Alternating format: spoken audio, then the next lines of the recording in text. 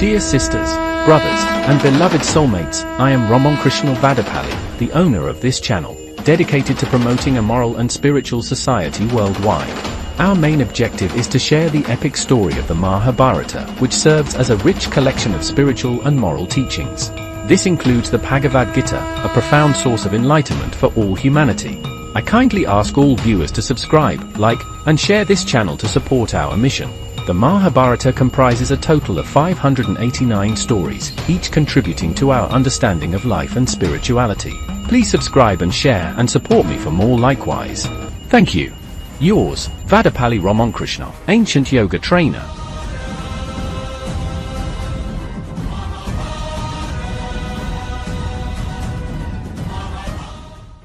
Arjuna removes the curse of the crocodile. Knowing about the cursed crocodiles in the sacred southern waters, Arjuna first visited Saubhadra Tirtha. There, a powerful crocodile seized his feet with immense force. With great strength, Arjuna dragged it ashore and threw it onto the bank. To his astonishment, the crocodile immediately transformed into a radiant apsara adorned with divine ornaments. Curious and surprised, Arjuna asked her to explain what had happened. The apsara replied, "O great hero! My name is Shatashranga. I am one of the apsaras. One day, while wandering with my friends, I came across a sage performing penance in this area. Tempted by his beauty, I tried to seduce him with songs and alluring words, hoping he would become our companion. But the sage, fearing the destruction of his penance, cursed us to become crocodiles and lie in these sacred waters. Terrified, we fell at his feet and begged for mercy. Out of compassion, the sage gave us a blessing, that after 100 years, a great warrior would defeat us and thus free us from the curse. Now, O mighty one, as you have freed me, I ask you to help my friends too, Surabay, Samichi, Budbuda, and Lata, who are still cursed and lying in other sacred waters." Moved by her plea, Arjuna, true to his name Savyasachi, visited the 4 remaining Tirthas and freed the other apsaras by defeating each crocodile in the sacred waters. With the threat gone, people could once again safely visit these Tirthas, and Arjuna was widely praised for restoring their sanctity. After completing these noble deeds, Arjuna returned to Manipur, where he was overjoyed to see that Chitrangada had given birth to a son. He named the child Babruvahana and, as promised to King Chitravahana, left the child in his care to be raised as the heir to the kingdom. From there, Arjuna journeyed to the sacred site of the Gakana river and then continued on to Prabhasa Tirtha. Upon learning that the city of Dwaraka was nearby, he decided to go there to meet his beloved friend and cousin, Lord Krishna. Krishna, also known as Shoyui, heard of Arjuna's arrival through his messengers and prepared to receive him. Subhadra Arjuna's wedding. Sri Krishna himself came forward to warmly welcome Partha. The two of them spent 6 nights together at the later Mandir in the caves of Rivatakagiri, cherishing their deep bond. On the following day, Krishna returned to Dwaraka and arranged a grand feast at Rivataka mountain. Subhadra, filled with devotion and joy, worshipped the deity of Rivataka mountain. As she performed the rituals with enthusiasm, she expressed in her heart a desire to marry Arjuna and later departed with her sisters. Arjuna, who was observing all of this in disguise, felt pleased.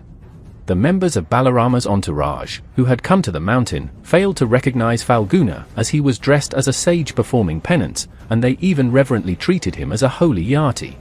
Krishna continued to maintain Arjuna's guise as a yati. Understanding the mutual affection between Arjuna and Subhadra, Krishna, with Vasudeva's approval, appointed Subhadra to serve the sage, who was in fact Arjuna. Captivated by the noble and calm demeanor of the sage, Subhadra began to admire him deeply. One day, she confronted him, asking whether she and the sage, Indranan, as she believed, could ever be married. At that point, Savyasachi revealed his true identity. He was indeed Arjuna, and encouraged her to consider a Gandharva-style marriage. Subhadra, although overjoyed, suggested first seeking permission from her elder brother Balarama. After this, she left the place. Learning of all this, Krishna devised a plan.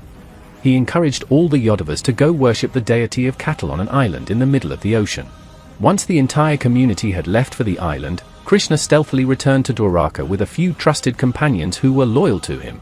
At an auspicious time aligned with Indra's blessings, he secretly arranged the wedding of Arjuna and Subhadra. The ceremony was performed in the presence of celestial beings including Indra and the 8 guardian deities. Amidst sacred Vedic chants, joyous trumpets, and auspicious rituals, Arjuna tied the Mangalsutra around Subhadra's neck with 3 firm knots. They both bowed to each other with respect and devotion. Immediately after the wedding, Partha began to leave with Subhadra in his chariot. However, realizing what had happened, the guards and warriors skilled in defense surrounded Arjuna to stop him. Arjuna, prepared for battle, stood firm. At that crucial moment, Subhadra, the fearless sister of Krishna, took the reins of the chariot into her own hands and drove it swiftly and skillfully. Arjuna, strong and valiant, repelled the attackers and broke through their ranks. The fleeing guards signaled their defeat by blowing conch shells and trumpets, which reached Balarama and the others on the island. Furious upon hearing the news, the Yadavas and Vrishni heroes prepared for action. But Krishna quickly intervened, calming their anger and explaining the entire situation. Birth of Abhimanyu and the Yupa Pandavas. As soon as Arjuna returned to Indraprastha, he respectfully bowed to his elder brother Yudhishthira and received the blessings of the Brahmins. Then he approached Draupadi, who was visibly upset. With a touch of sarcasm and pain, she remarked, "It is natural that the first knot loosens when the second one is tied. You have brought such a beautiful woman, why come back to me now?" She sat down in a daze, her emotions swirling. But Arjuna, skilled in the delicate art of love, knew how to ease the heart of a hurt woman. With sincere humility and grace, he pacified her, and Draupadi, who was born of fire and not of a woman's womb, Yanija, gradually softened. Eventually, he sent Subhadra to her. Subhadra, after receiving Kunti's blessings, humbly entered Draupadi's quarters and bowed at her feet, saying, "Maharani, I am your servant." Touched by her humility, Draupadi gently lifted her up and said with affection, "What are these words, dear?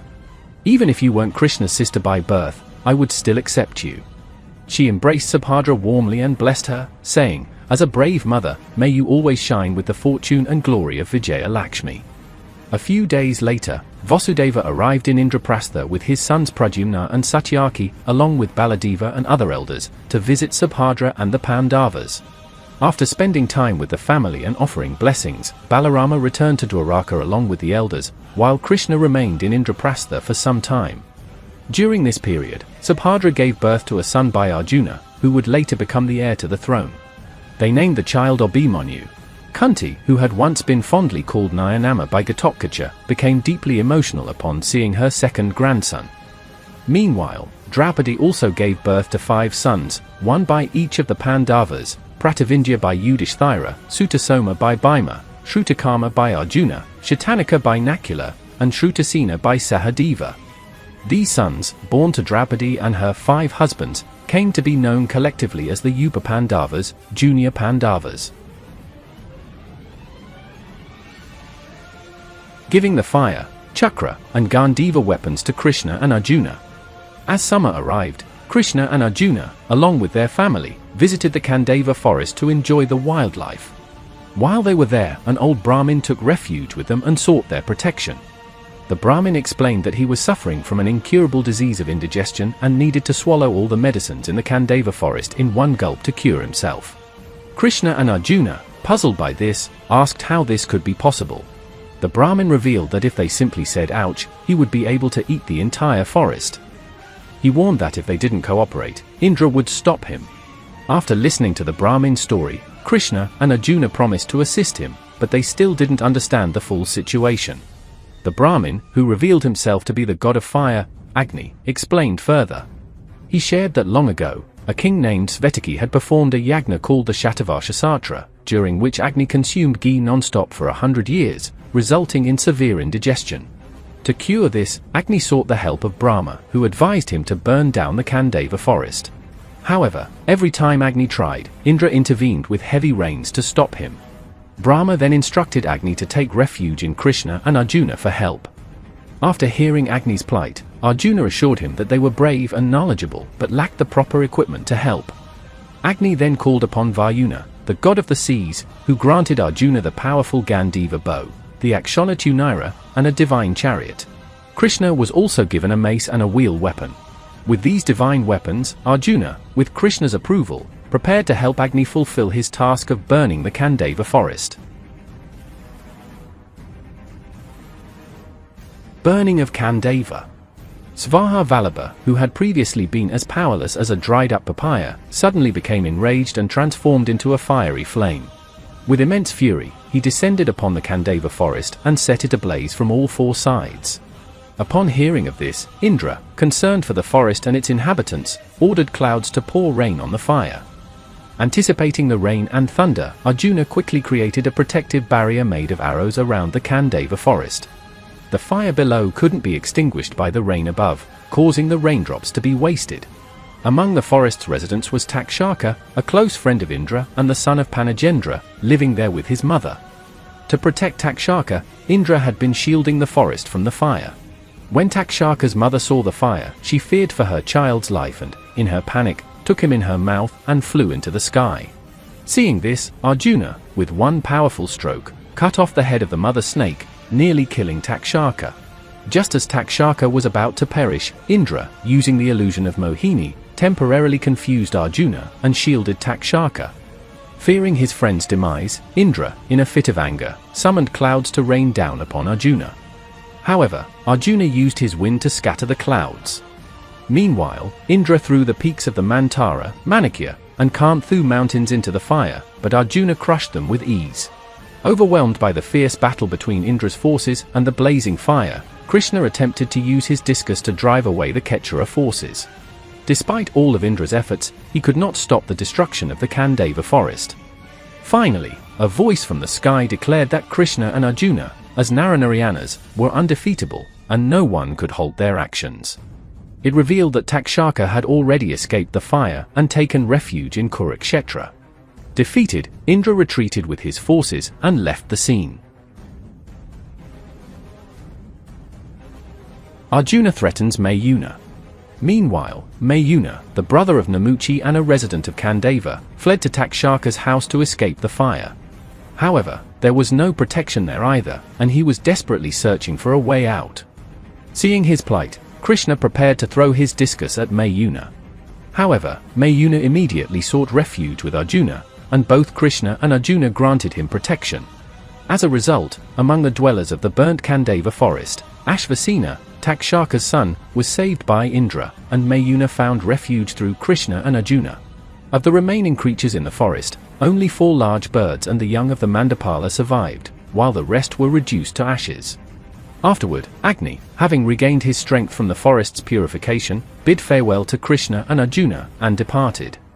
Impressed by the prowess of the Pandavas and Vasudeva, Indra visited them alone, accepted their hospitality, and bestowed upon Arjuna the Varanadis and divine weapons. He also wished for a prosperous and eternal friendship between Krishna and Arjuna and returned to his home. The Adiparvam of the Mahabharata serves as the foundation of the epic, introducing the key characters, their noble virtues, and the complex relationships that will shape the epic's later events. From the birth of the Pandavas and Kauravas to their early struggles, divine interventions, and interactions with gods, sages, and other celestial beings, this first book sets the stage for the monumental journey of these characters. The stories in the Adiparvam reveal the deep connections of fate, righteousness, and the intricate web of Dharma that guides the lives of the Pandavas. Through the blessings of Lord Krishna, the courage of Arjuna, and the wisdom imparted by sages like Narada, the Pandavas begin to prepare for the challenges ahead. The tales of their interactions with gods, their trials, and the importance of duty and relationships highlight the themes of honor, justice, and devotion that will continue to unfold. As we transition into the Sabhaparva, the stage is set for the great game of dice and the power struggles that will test the Pandavas' strength, integrity, and resolve. The Adiparvam establishes the characters' paths and their fates, leading us into the next phase of the Mahabharata, where the seeds of conflict, betrayal, and war will be sown. The epic moves from divine intervention and moral lessons to the impending challenges of the Sabhaparva, where the true test of Dharma and the dynamics of power will shape the future of the Kurukshetra war.